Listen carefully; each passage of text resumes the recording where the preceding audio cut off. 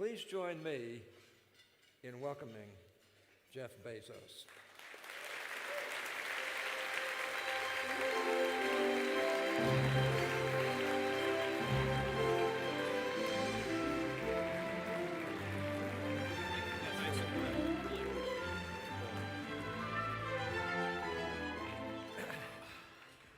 Well, Jeff, we're happy to have you with us this evening. It's great to be here. Thank you. It means a lot to all of us. I'll tell you, we as Utahns are just really, really anxious to hear from you tonight. And you've asked me to ask you some questions that we have come up with. That I hope they'll be good questions. I hope you'll enjoy them, and I know that your answers will cause a lot of enjoyment for our folks out there. Now, you're based in Seattle, but I understand that you started your business career on Wall Street after graduating from Princeton University with a degree in electrical engineering and computer science. What motivated you to have a successful career and drive across the country to start Amazon? Well, it was in early 1994, I came across the fact that web usage was growing at a fantastic rate. It was still very, very tiny. The baseline usage was very small, but anything growing that fast, even if it has a small baseline, it's going to be, ubiquitous very quickly. And so that was sort of the wake-up call. And I started thinking about what kind of businesses I could start on the internet, and picked books as the first best category to sell online because books were very unusual in one respect, and that is that there are more items in the book category than in any other category. There were like 3 million books active and in print, and the largest physical book superstores only carried about 150,000 titles. So I could make a bookstore that really had universal selection. And that was sort of the founding concept of Amazon. So when I had this business idea, I went to my boss, who I had great respect for. He's still one of the smartest people I've ever met. He's a computer scientist named David Shaw, and he started a hedge fund. It's been a very successful quantitative hedge fund. We were all computer programmers at the hedge fund, and we programmed the computers, and the computers made all the trading decisions. And I went to David, and I told him I was going to go do this thing. And I've only been married to my wife for 1 year, and I told her, she's like, all right, let's go. And I went and told my boss, and he listened for a long time. And he said, let's go on a walk in Central Park. So we went on a 2-hour walk in Central Park. And he said, Jeff, this actually sounds like a good idea to me, but it would be a better idea for somebody who didn't already have such a good job. And that actually made a lot of sense to me. I thought that's pretty logical. And so he convinced me to think about it for 48 hours before making a final decision. And I went home, and I was really trying to figure out how to think about this big life decision. And I finally came across the right framework to think about it, which was I projected myself to age 80, and I don't want to have any regrets. I want to minimize the number of regrets I have when I look back over my life. And I thought, if I try this and fail, I'm not going to regret that. And if I never try it, I'm always going to be haunted by having not given it a try. And as soon as I thought about it that way, all the other things, all the little confusing details like, wait, it's the middle of the year, I've already earned half of my annual bonus and I'm not going to get any of it, those kinds of things all vanished when I thought about it in terms of minimizing life regrets. And I do believe, and I believe this very strongly, that most regrets in life are acts of omission rather than acts of commission. And certainly you can do things, there are acts of commission that you could deeply regret. But I think for most people, and most of the time, it's the things we don't do. We always wonder what might have been. Jeff, take us back to the early days. How did Amazon really get started? And did you really run it out of a garage?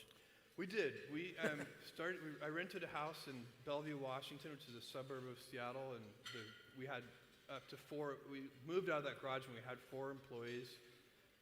We were mostly at that time, writing the software and getting ready to open our doors. There wasn't enough electric power in the garage, so we siphoned we'd flip the circuit breaker, so we had to siphon electric power from all over the house into the garage.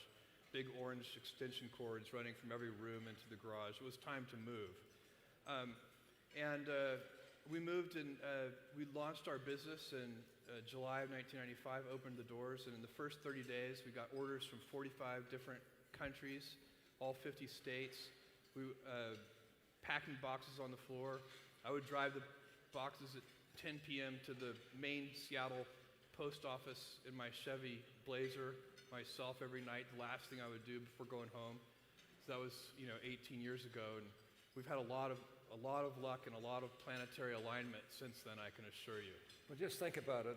Jeff is now worth $19 billion. What do you think of that? Now, all of you entrepreneurs, you can do the same.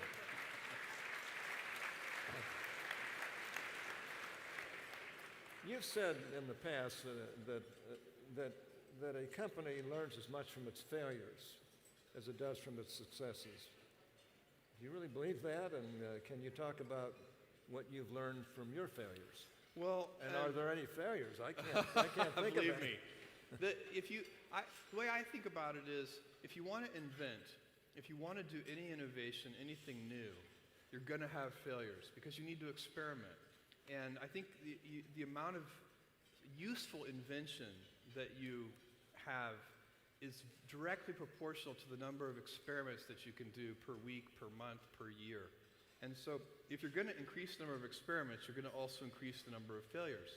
I would tell you that I think that at least the way we do innovation at Amazon, it's part and parcel with our customer centricity. So we start with the customer and we work backwards. It's part and parcel with the idea that we need to be long-term oriented. And so invention often takes a long time. Because of the setbacks and the failures, it's more fun, I think, to be a pioneer, to be an explorer. It can be a successful business strategy to be a close follower, and many companies do succeed at close following. That's not easy either, but it's a very different thing. And at Amazon, we've ended up selecting over time a big group of people who love to invent, who wake up in the shower every morning and they're thinking about ways that we can improve our experience for customers. And I'll tell you the other thing I know about failure and invention is you've got to be willing to be misunderstood for long periods of time if you're going to invent. Because anything new and different is initially going to be misunderstood. It'll be misunderstood by well-meaning critics who just are worried that it's a new way and might not work out. It would also be misunderstood, of course, by self-interested critics who have a profit stream connected to the old way of doing things. But if you can't weather that kind of misunderstanding and criticism, then whatever you do, don't do anything new, because it's part and parcel with invention. Well, I'll tell you, this is really interesting to me. Amazon always seems to be doing something new, and to use a special word, disruptive. Kindle and your cloud services are really good examples of that. Now, just tell me a little bit about what you think about disruption. Well, we seek to do things in new and better ways, and if you're successful at doing something in a new way, it disrupts the old way. It's creative disruption, and all things have to evolve, and one of the ways that things evolve is that entrepreneurs, many people in this room, come up with new ways of doing things. And in our case, we think of it as it's our job to build the best customer experience we can. In our retail business, that means, for example, the lowest prices, the fastest delivery, the best, most vast selection, and then customers choose where they want to shop. And so sometimes I get asked about, competitors, and do we worry about our competitors, or do we feel bad for them in some cases? And sometimes we do. I can be very sentimental about bookstores and things like that. I grew up as a kid reading physical books, and I can be as sentimental as the next person. But I also will say, it's not our job to choose how people want to read. So with something like Kindle, we tried selling ebooks, by the way, for 10 plus years, and nobody came to the party. You needed an electron microscope to find the sales. But they were being, we were selling them so that people would read them on laptops.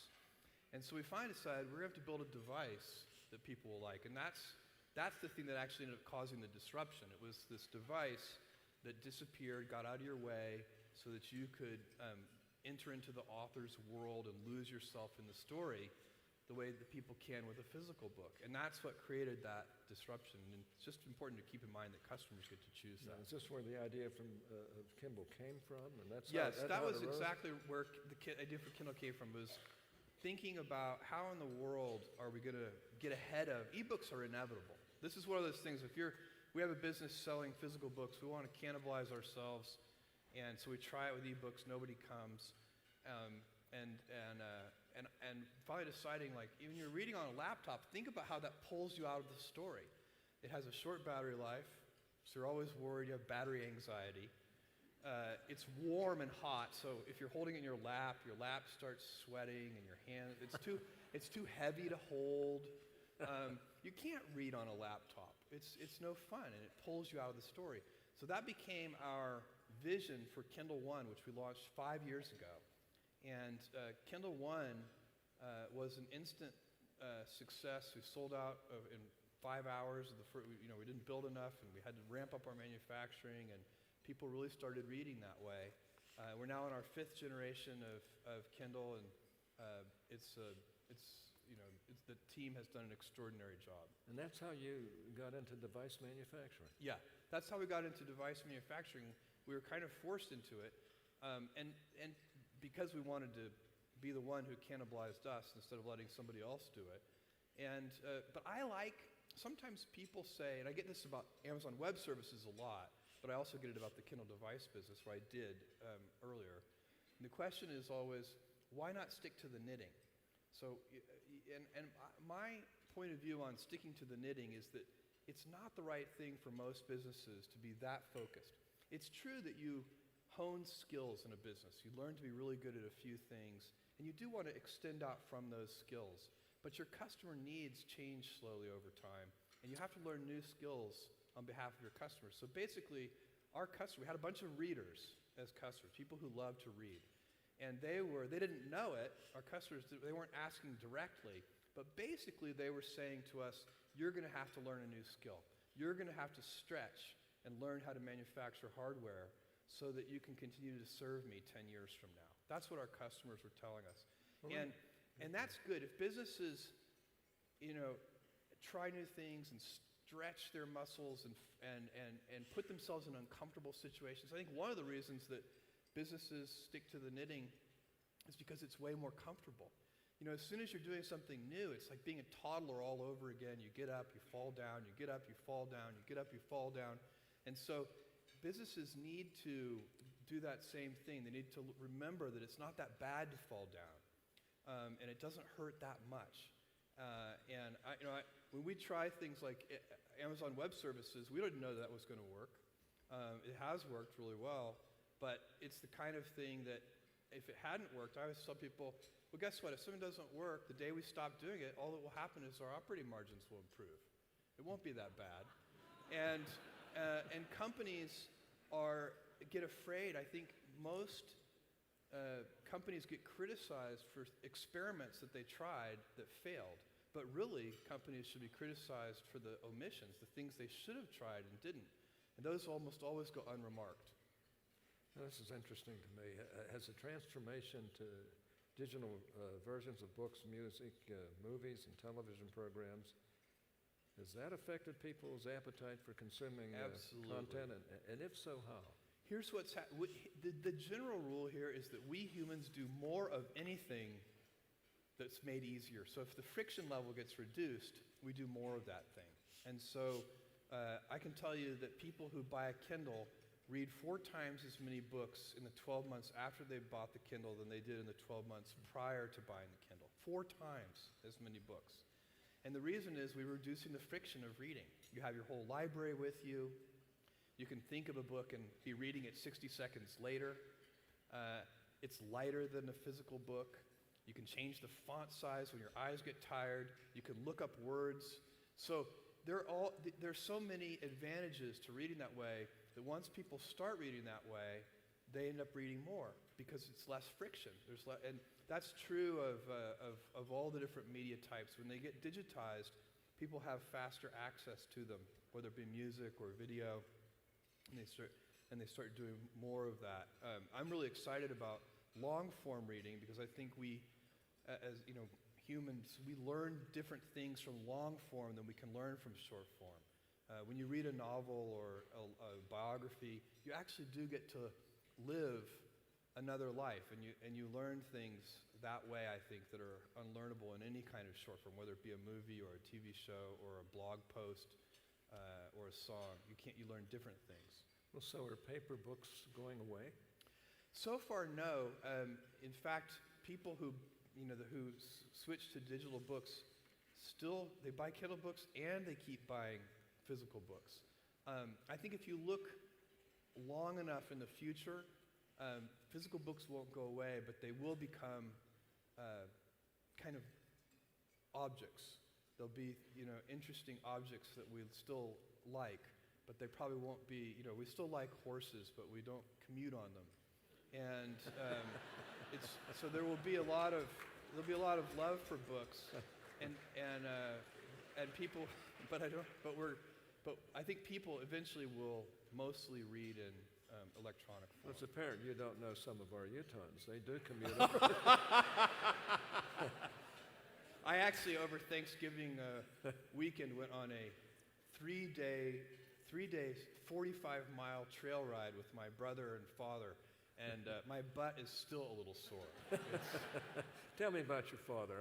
Tell me a little bit about your family. And you were telling me about your great dad and how he got here and so forth. I think that'd be interesting. My dad has an interesting life story because he is a Cuban immigrant. He came here as part of Operation Pedro Pan right after Castro took over in Cuba.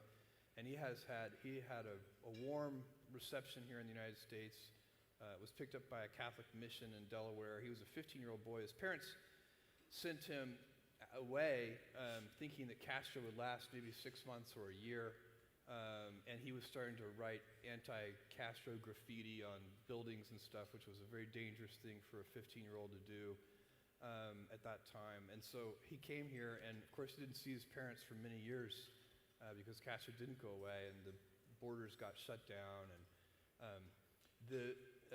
but he was very lucky because he got picked up by this Catholic mission along with 15 other Cuban boys.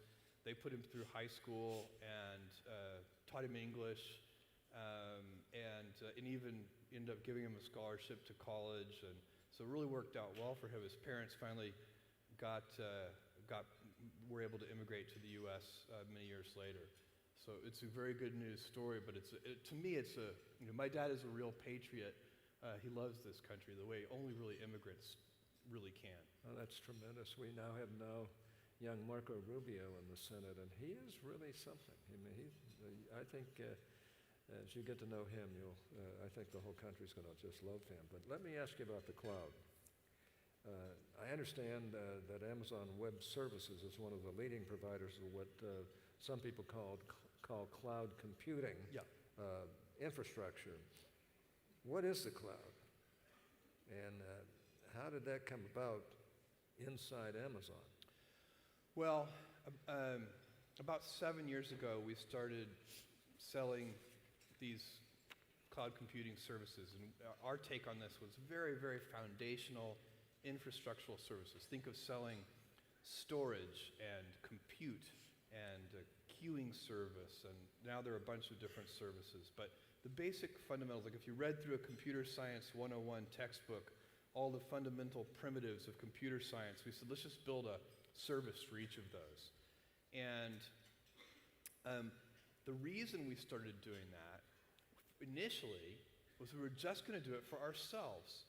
We realized we were wasting a lot of time having our applications software engineers having fine-grained conversations that took a lot of time and energy and effort with our network center, the data center, the networking engineers in the data center. And those conversations were not of high value. They didn't improve our competitiveness at all. They were sort of price of admission conversations and planning. And so we said, what we really need to do is build a set of APIs, application programming interfaces, that hardens the data center so that applications programmers can just say, we'll just write code to that set of APIs. And then we can have, with coarse-grained conversations, much higher leverage conversations about what APIs we need to extend the data center. And to give you an analogy, it would be to the electric grid. And I went on a tour in Luxembourg of a brewery, a 300-year-old brewery, family brewery. They've been making beer in Luxembourg for a long centuries. And they showed me their museum.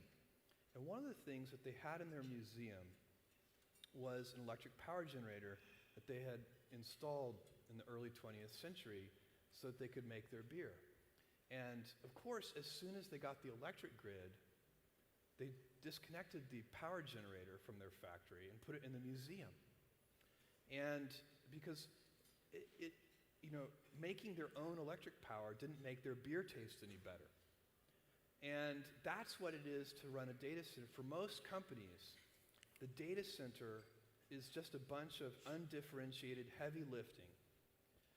It's keeping all the servers, operating systems upgraded to the latest version. You end up with a heterogeneous collection of hardware that has to be managed. It's a very complicated task, and it has to be done at the highest quality level, but it doesn't differentiate your product or your service. It's just like the electric grid in that way. And so we set out to make the 21st century electric grid. We were designing it for ourselves, and we said, wait, with a little extra effort, we can turn this into a product that other people will buy. And so we did that. And this was definitely, internally, we had a lot of debate because most outside observers thought we were completely insane. Here's a retailer that's now going to compete with HP and IBM and Oracle and all of the big companies that have big enterprise, Microsoft, enterprise sales forces, because this is a business-to-business business. It's not one that you sell to consumers. But we had it was our point of view on this was, okay, I understand it's a completely different business and that we have very little expertise in it, but why not? It's a good idea, and we do have expertise in running big data centers. We do have expertise in we know what APIs to build because we know we're the first customer for all those APIs.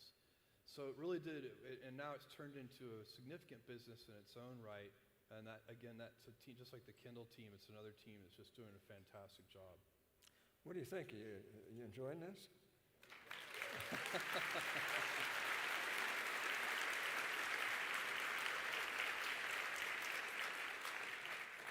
So what does a typical Amazon Web Services customer look like, and how do they use AWS? Well, it started out with startup companies mostly, and that's where we expected it to start. But now it's grown, and the AWS customers are, government agencies, big Fortune 500 enterprises, educational institutions. People are doing big, heavy-duty computational fluid dynamics calculations. They're doing genome calculations. They're doing computational chemistry calculations. They can spin up. The thing that's unusual about AWS is that how much compute you need is elastic. So you can have 5,000 servers for an hour and then return them. And so that's really good for companies that are going to have difficulty forecasting how much compute they need. Most data centers operate at very low utilization rates. They operate at 15, 16, 17% utilization. And that's actually about where they want to operate. If they operate much more than that, they're going to clip their peak usage and not be able to handle peak hours or peak minutes. And so one of the great things about cloud computing and having a bunch of customers sharing a big pool of servers is that you get to smooth out that peak utilization. So we can operate our AWS cloud at much higher utilization rates than any one of our customers could operate their own data center. So it's really it's a win for the customer. It transforms their fixed expense. It transforms CapEx into a variable cost. So all these services are pay as you go, which is a big deal, not just for startup companies, although it is big for startup companies, but it's a big deal for Fortune 500 companies too. Nobody likes CapEx. Well, how do you maintain a creative culture at Amazon so that you can continue to invent and develop new products and services and businesses? Well, one of the things about first of all, it's somewhat about the selection of the people. So if you want to have a creative culture, when I interview people, I ask them to give me an example of something they've invented. And I always point out it doesn't have to be something that you actually took to the patent office, but it could be a metric that you invented and followed carefully. It could be a business process that you invented. But how do you go about, what's your method for? So you want to select people who like to invent their way out of boxes. And don't necessarily immediately go to either or. We can do A or B. And the right question is, how can we do A and B? What invention do we need to be able to do both? So that's a lot about selection of people. And the great thing about corporate cultures is they're very self-reinforcing. So somebody who comes to Amazon and doesn't like pioneering, doesn't like exploring, doesn't like going down blind alleys that oftentimes turn out to be dead ends, they'll leave. They're self-selecting. And so we have, over the last 18 years, collected a bunch of people who really enjoy this kind of pioneering approach. And we don't ever claim that our approach is the only one in business. In fact, I could point to lots of successful companies who are they pursue close following strategies, which are incredibly difficult to do, and they do it well. And they've generated lots of returns for shareholders that way, but it's not who we are. It's just not our approach. In fact, we've never been very successful with anything. We look at other companies. You don't want to be hermetically sealed. We do pay attention to what other companies do. We try to be inspired by it. We try to say, okay, take that idea, the kernel of that idea, and how can we take that and then put an Amazon twist on it and do something unique, differentiated, not me too. Well, that's great. We're honoring two people here this evening as inductees. Yes. Josh James has been tremendously successful. Who I was sitting next to at innovative. dinner. Yeah, he was. I heard him chewing your ear off there. It was really good. And then also Fred Lampropoulos, who's just been a terrific person here in this state for us and for employment and so forth. But let me just say, can you tell us a bit more about the third-party seller business? Yeah. I'd like to know a little bit more about that. And how did you make the decision to open up Amazon's websites to other sellers? Was that controversial? It was very controversial inside the company and outside the company. But it came back to our vision. Our founding, as I mentioned earlier, the concept was universal selection of books. And when we started adding new product categories, we kept that idea that it would be universal selection. And so we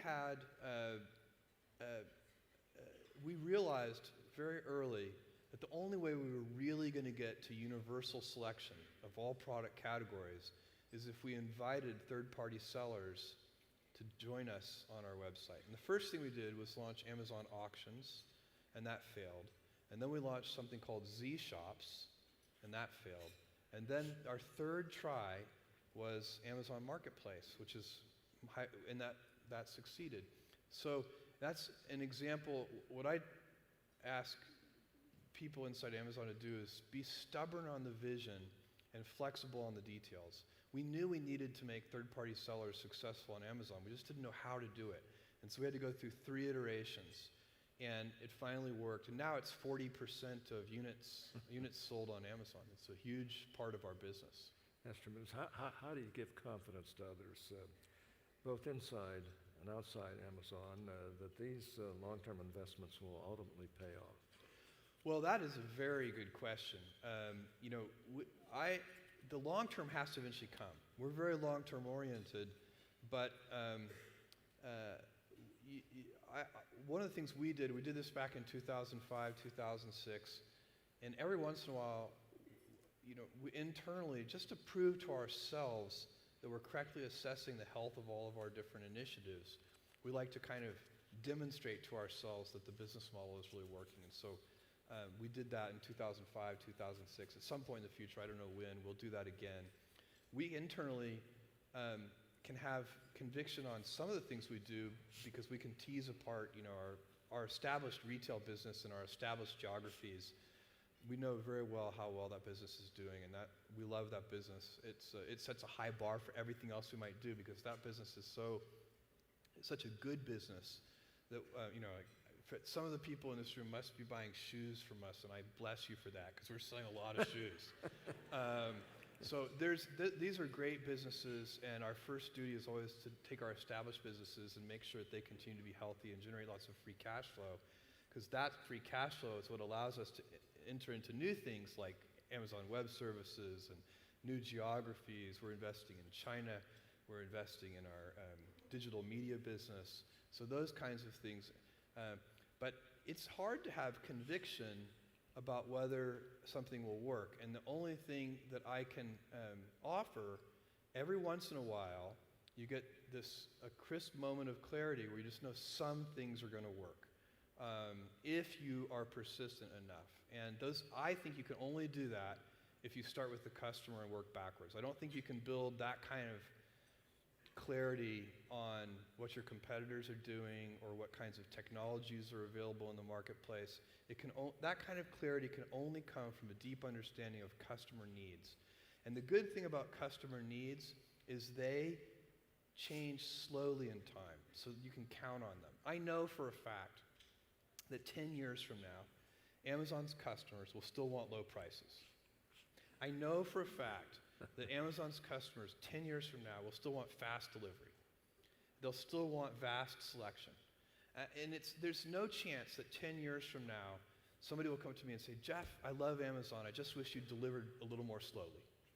So because those customer needs are so foundational, sometimes around those things you can get real clarity. And then you can invest, and you can know that your investments will pay dividends for customers over time. Well, let me ask you this. Can you tell us a bit more about how you decide what new areas of business to get into? Well, there are a few things that we think about when we get into new business. First of all, we want to know if it's successful, can it be meaningful in the context of Amazon's overall business? So we don't want to do things, it doesn't have to be successful. That's okay. We don't want any guarantees that the business is going to be successful before we get into it. But we do want to know that if we're lucky enough that the business is successful, it has to be meaningful. Our business is already at a scale where it doesn't make sense for us to focus on small industries. So that's one of the things that we like about digital media. It's a big industry. It's one of the things we like about Amazon Web Services. It has the potential to be a very big industry. Our retail business, retail is, the largest retailer in the world still has, single-digit market shares. These are huge, trillion-dollar markets, so retail can grow to a very large size. And so we want that. We want to know that if it's successful, that it has attractive returns on invested capital. So, we want to be able to convince ourselves that if it works, that there is a return one day on that investment. The third thing we look for is we really want differentiation. That's part of our culture. We're not very good at Me Too product offerings. I'll give you an example. I get asked, and I have been asked for the last 15 years, when are you guys going to open physical stores? And I tell people as soon as we have a differentiated idea, because if we were to open physical stores and do it the same way everybody else does physical stores, we would just be, if there are already 100 well-run physical stores, if we're lucky enough to do a good job and have a well-run physical store, we would be the 101st well-run physical store. And that doesn't really add anything to the world. It's a kind of redundancy that customers end up not paying you for, and it's not fun. Well, now,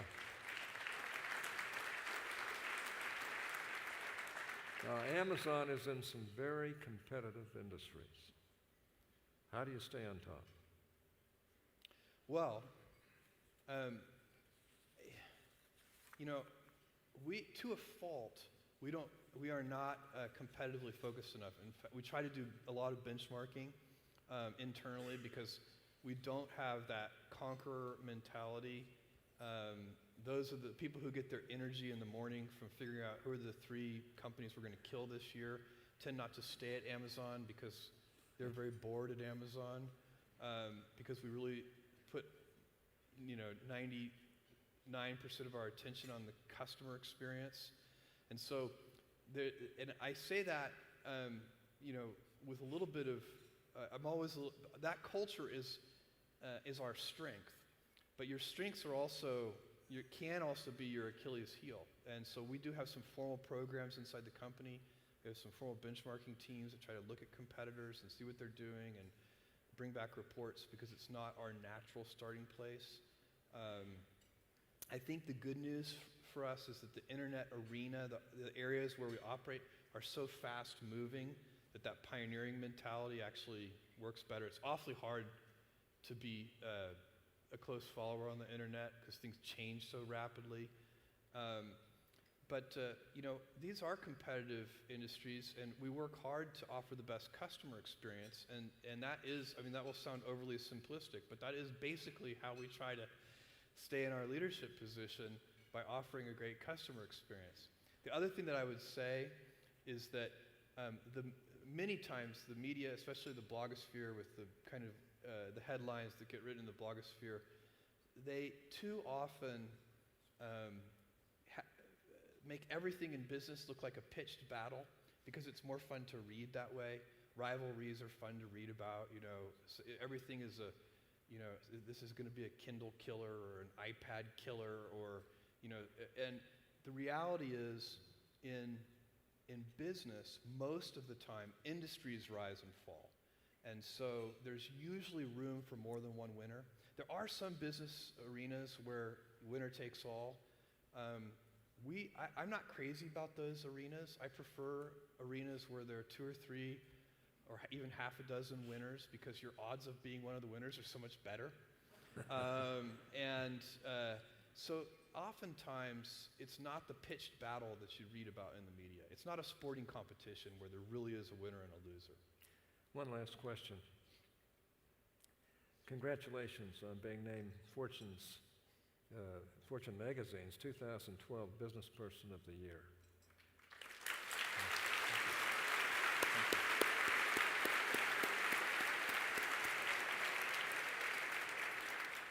What's next, and what do you have? What kind of advice do you have for our up-and-coming entrepreneurs that might be in the audience tonight? Well, I have my advice is pretty simple, and it is, there are a lot of experienced entrepreneurs in this audience tonight, and I would love to get I would love to get your advice. I still want the what next answer too. Okay, the what next is that one always stymies me because the things I actually can think of are secret. I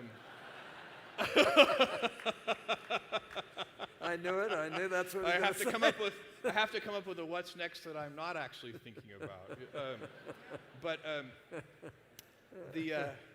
The advice that I would give entrepreneurs is, and I do this. I meet sometimes with young, aspiring entrepreneurs and college grads, and I have the main thing is don't chase the hot new thing, whatever it is. It's so hard to catch something that everybody already knows is hot. Instead, position yourself and wait for the wave to come to you. And the way so then you would say, well, where? Position myself where?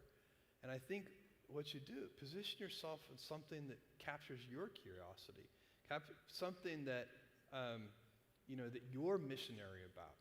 I tell people, when we acquire companies, I'm always trying to figure out, is this person who leads this company a missionary or a mercenary? And I don't like mercenaries, and I don't like mercenary cultures.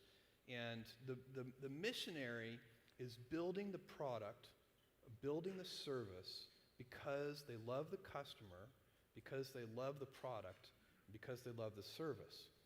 The mercenary is building the product or the service so that they can flip the company and make money. And one of the great paradoxes is that the missionaries usually end up making more money than the mercenaries anyway. And so pick something you're passionate about. That's my number one piece of advice. And the second thing is, once you've done that, just start with the customer and work backwards. Those two things will take you an awfully long way. I just want to thank you for all of us, on behalf of all of us. You're great. Thank you. Appreciate you coming. Appreciate the effort very, very much.